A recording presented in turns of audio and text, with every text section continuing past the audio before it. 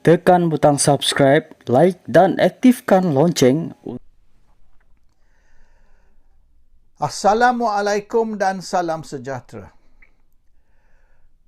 Perdana Menteri Anwar Ibrahim suruh polis ambil tindakan terhadap Tun Dr. Mahathir Mohamad.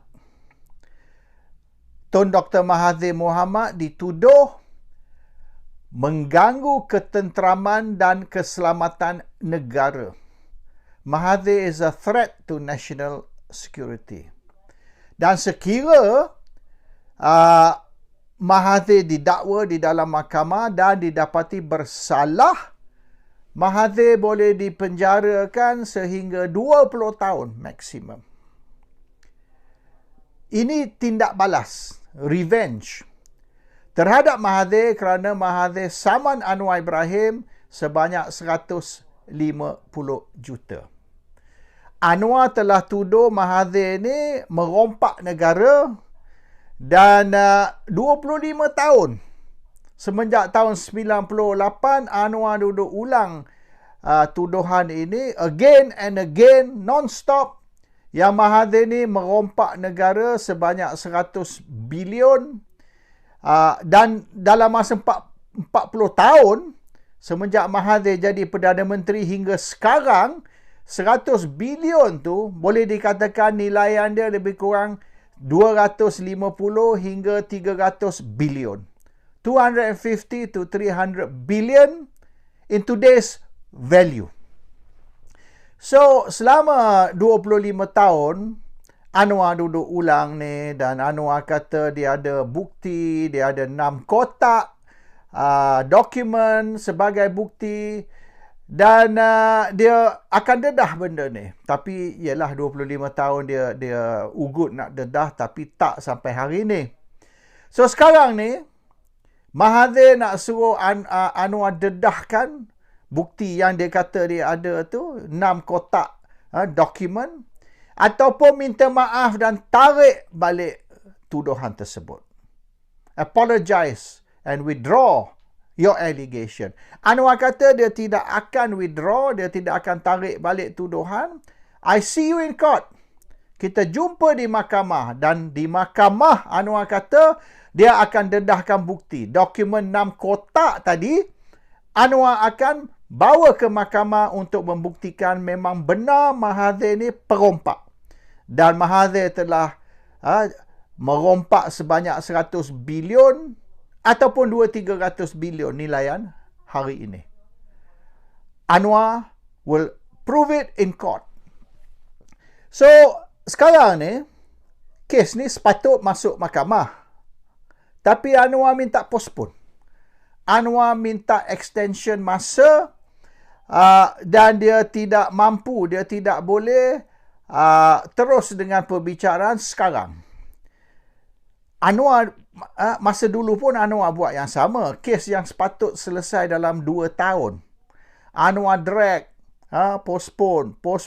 Sampai 70-80 kali postpone tau kes Anwar ni. 70-80 kali postpone.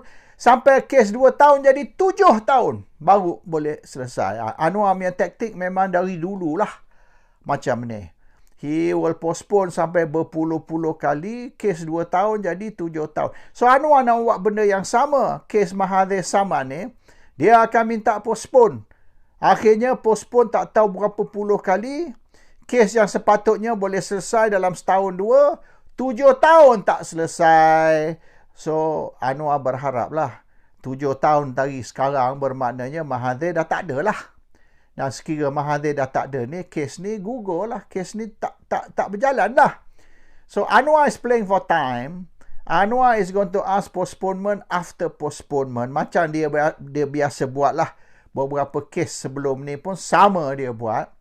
Dan akhirnya kes ni mati macam tu lah. Anwar tidak perlu menunjukkan bukti ataupun membuktikan tuduhan dia dalam mahkamah. Dia escape lah. So, because sekarang ni, Anwar yang tuduh Mahathir. Jadi, the onus is on Anwar. Maknanya, Anwar yang perlu membuktikan tuduhan. Mahathir tak payah buktikan apa-apa. Bukan tanggungjawab Mahathir membuktikan yang dia tidak rompak. Anwar kena buktikan yang Mahathir merompak. Which Anwar cannot do.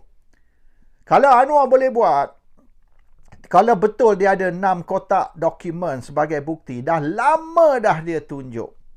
Tapi dia tak tunjuk. Dia cakap je dia ada dan dia tidak tunjuk kerana memang tidak ada. Yang menjadi the bigger question, tanda tanya yang lebih besar. Excuse me. Sebab apa Anwar angkat Mahathir jadi Perdana Menteri selepas PRU 14? Selepas pilihan raya tahun 2018, sebab apa Anwar angkat Mahathir jadi Perdana Menteri? Sekiranya Mahathir ni Perdana Menteri yang teruk dalam sejarah. The worst Prime Minister in history. Mahathir ni teruk pada Marcos, Mahathir teruk pada Suharto. Mahathir ni mengikut Anwar, Mahathir ni Fir'aun. Tuduhan Fir'aun terhadap sesiapa, terlebih lagi orang Islam, is a very serious allegation. Maknanya, kalau kita kata seorang tu Fir'aun, ini bukan macam Adolf Hitler ke Mussolini ke. Ini Fir'aun ni musuh Tuhan. That's a very serious allegation yang Anwar buat. Tapi dalam dia tuduh ini, tuduh itu, dia masih angkat Mahathir jadi Perdana Menteri. Sebab apa? Apabila lama dah dulu awak kata dia ni perompak yang terbesar, dia ni musuh rakyat, dia ni musuh Tuhan.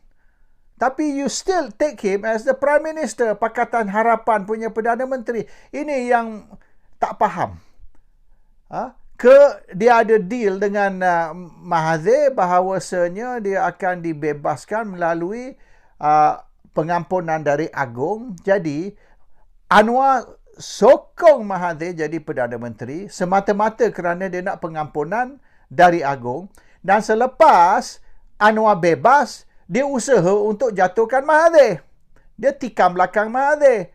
So dia kata, saya sokong awak jadi Perdana Menteri sekira awak bagi saya pengampunan.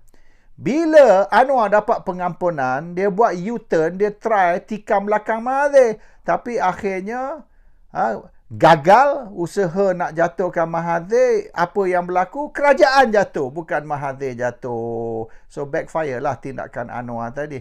So anyway, sekarang ni peluang untuk Anwar membuktikan tuduhan dia terhadap Mahathir. Tapi dia tak mau ambil peluang ni.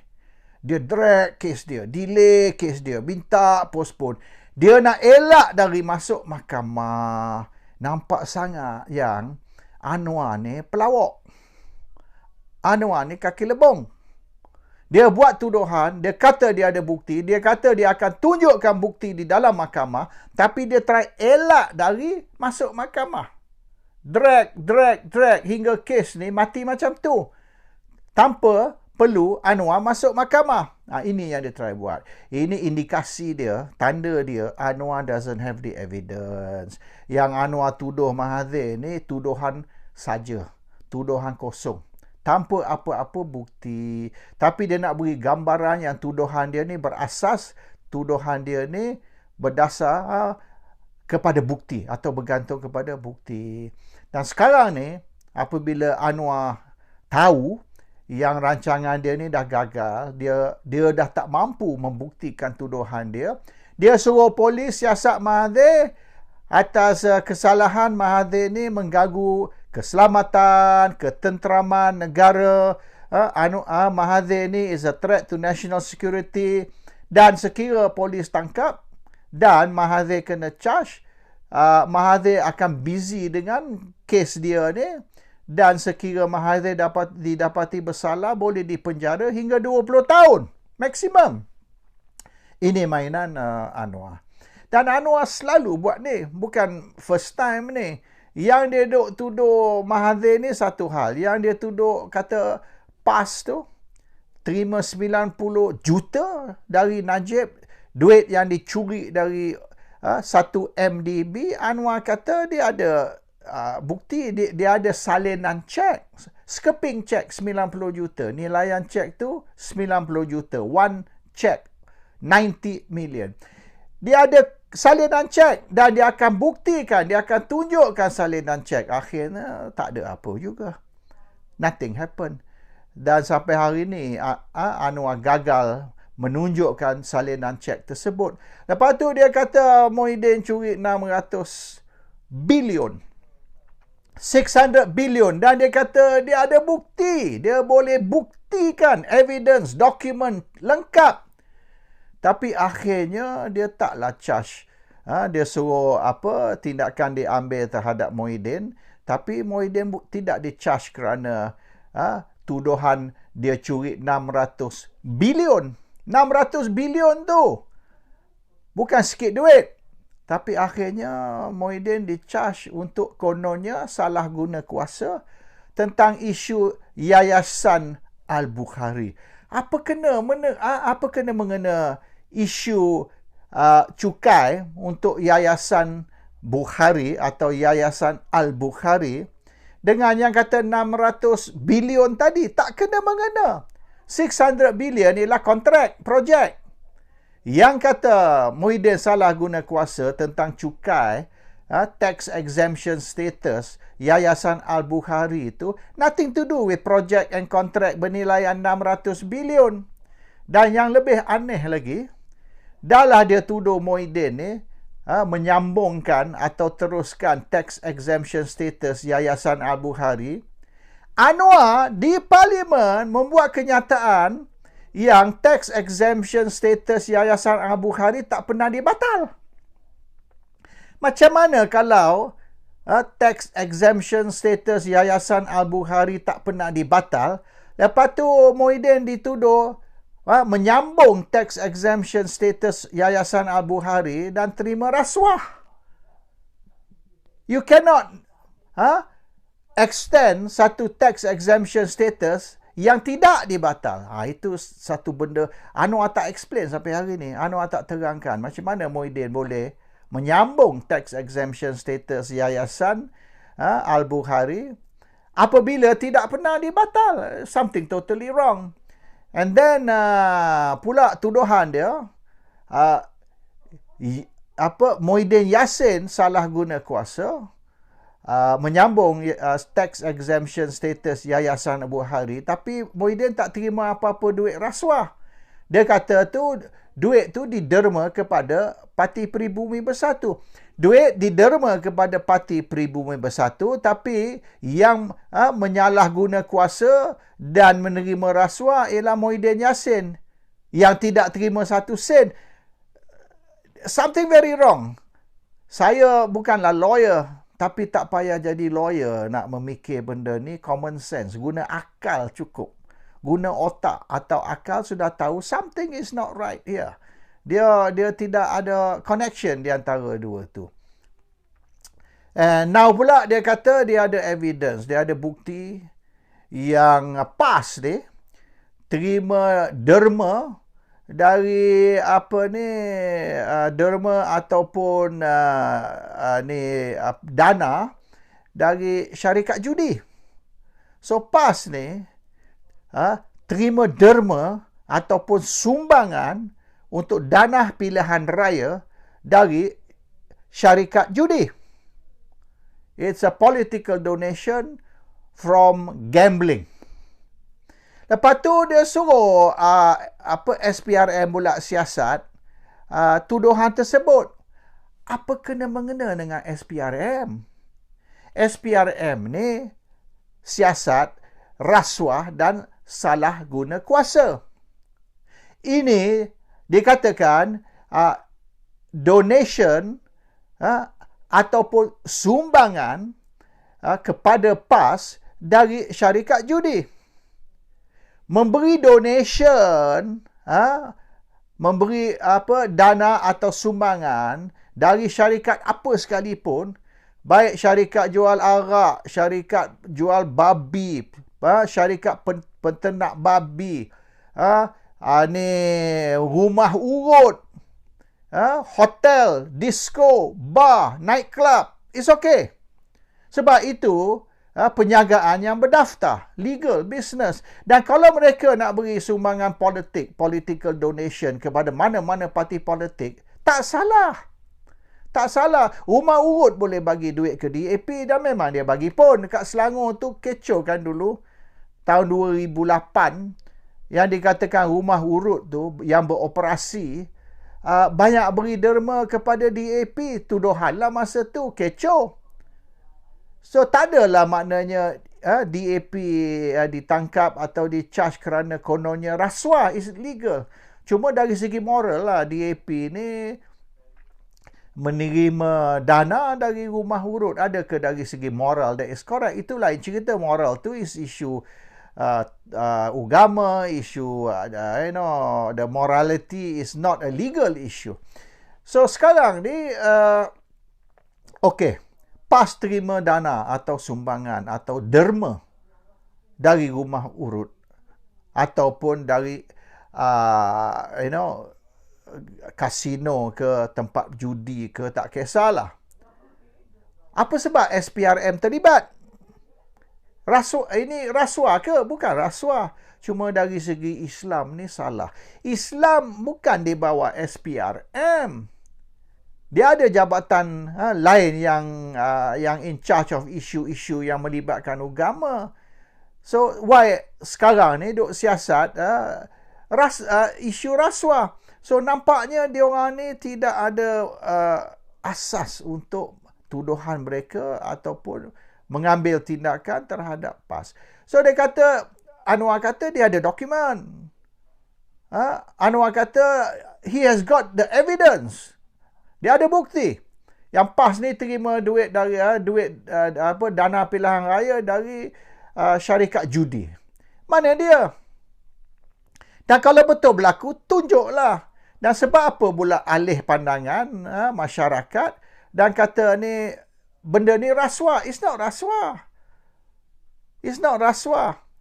It's only a moral issue. So dia kata, ini tak ikut Islam. Ya, tak ikut Islam ni, SPRM ni apa kena-mengena dengan Islam? Kalau orang kalwat, kalau orang berzina, kalau orang melakukan apa-apa dosa mengikut Islam, SPRM tak kisah, bukan kerja dia untuk menyiasat ni. Boleh dikatakan crime against God. Crime against God is not under this anti-corruption punya department. So, Anwar punya tindakan ni bukan saja mengelirukan, tapi nampak sangat yang Anwar ni, he doesn't know what he's doing. Anwar tak tahu dia buat apa. Dia buat benda ni macam budak sekolah, Anwar ni. Dan Anwar ni tak duduk pejabat. Hari-hari berjalan. Hari ni dia resmi upacara ni. Besok upacara lain. Anwar is officiating functions every day. Tiap-tiap hari. Ada je function di Merata Ceruk Malaysia tu di mana dia meresmikan. Lepas tu dia buatlah ucapan. Dia resmikan ni, resmikan tu, buat ucapan ni, buat ucapan tu. Anwar ni, dia syok bila dia dijemput untuk satu upacara, untuk meresmikan upacara, untuk memberi ceramah, untuk suruh bercakap di upacara tersebut. Dia syok. Anwar tak boleh duduk pejabat. Anwar is not an office worker. Anwar ni kena bagi dia pergi sini, pergi situ, upacara sini, upacara situ, beri ucapan sini, beri ucapan sana. Itu saja. Dan dia bukan saja Perdana Menteri, tapi Menteri Kewangan juga. But he's not in the office. He's not working tau. Dia orang duk cerita kat Kementerian Kewangan tu, the file piling up. File tu bertambung. No action taken tau. File sampai kat meja dia, duduk kat meja dia. Dia 1 month later, the file is still on the table. Sebab Anwar's not around. Anwar tidak suka buat kerja office, go through the file dan sebagainya. Sebab tu ada cadangan, Anwar patut lantik Johari Ghani sebagai Deputy Finance Minister tu. Timbalan Menteri kewangan. Nombor 2, sebab Anwar tak boleh buat kerja. Dia tak reti buat kerja dan dia malas nak buat kerja office ni. Boring. Dia nak berjalan. Dan dia nak berucap sini, berucap situ. So at least Johari Ghani sebagai Deputy Finance Minister tu, dia boleh uruskan semua backlog. Banyak isu-isu yang masih menunggu keputusan. So this is the problem. He talks too much, Anwar ni. And he loves talking. Kalau jemput dia 3 majlis sehari pun dia okey. Pagi, petang, malam, 3 majlis satu hari, suruh dia buat ucapan. Oh, dia cukup suka. Dan dia ada full-time speech writer. Orang yang tolong tulis ucapan dia. Bukan semua tu yang bombastic yang Anwar keluar tu is from his head. Is speech writer tu yang tulis. Dari dulu lagi masa Anwar dalam kerajaan, masa dia Menteri Kewangan, sebelum jadi Timbalan Perdana Menteri, dia ada ramai speech writer. Kerja tulis ucapan aja so that dia boleh pergi merata dunia, bukan saja kat Malaysia, kat Washington, kat London, everywhere. He goes and gives speeches. Itu. Anwar is boleh katakan dia fanatik. Memberi ucapan, fanatik untuk berceramah. Kalau suruh dia duduk, go through all the file tu, yang backlog banyak tu, file atas meja dia, itu dia tak suka buat. This is the problem with Anwar Ibrahim. Anyway, Assalamualaikum. Salam sejahtera.